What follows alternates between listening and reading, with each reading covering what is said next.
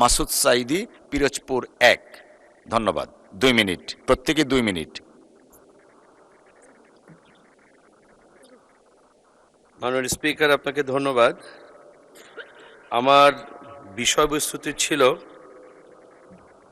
মাননীয় স্পিকার, আমার পিরোজপুর জেলার রেল লাইন চালুকরণ প্রসঙ্গে।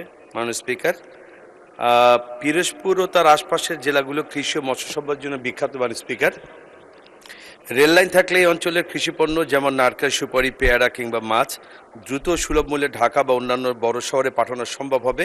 বর্তমানে গোপালগঞ্জ পর্যন্ত রেল সংযোগ চালু থাকলেও পিরোজপুর পর্যন্ত রেল লাইন চালু নেই। মাননীয় সদস্য, আপনার নোটিশটা ছিল হলো সরকারি মাদক নিরাময় কাউন্সিলিং এবং পুনর্বাসন কেন্দ্র স্থাপন। ধন্যবাদ মাননীয় স্পিকার। অনেকগুলো নোটিশ দিয়েছেন, তো এরকম হতে পারে, আপনি এটাতে আসেন। জি, থ্যাংক ইউ মাননীয় স্পিকার। আমার একটি ছিল যে মাদকের বিষয়ে আমার ছিল যে আমার পিরোজপুরে একটি আধুনিক মাদক নিরাময় কাউন্সিলিং ও পুনর্বাসন কেন্দ্র স্থাপন প্রসঙ্গে। মাননীয় স্পিকার, মাদক এক ভয়াবহ ক্ষতিকর বিষয় যার প্রভাব একটি মানবিক রাষ্ট্র গঠন ও প্রক্রিয়া মারাত্মকভাবে ব্যাহত হয়। আন্তর্জাতিকভাবে মাদকাসক্তি মারাত্মক ব্যাধি হিসাবে পরিচিত। মাদকের ক্ষতিকর মানসিক ও স্বাস্থ্যগত প্রভাবে সামাজিক, রাজনৈতিক, অর্থনৈতিক ক্ষতির মুখে পড়েছে আধুনিক রাষ্ট্রের উন্নয়ন। একজন মাদকাসক্ত ব্যক্তি পরিবার ধ্বংসের জন্য যথেষ্ট। মাননীয় স্পিকার, আমাদের দেশের চিকিৎসার আওতায় নেই মাদকাসক্তের মধ্যে প্রায় 99% মাদকাসক্ত ব্যক্তি।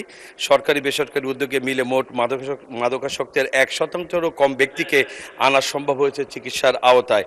সারা দেশে বিপুল সংখ্যক তরুণ ও যুবক এই দুরারোগ্য আসক্তিতে শিকার।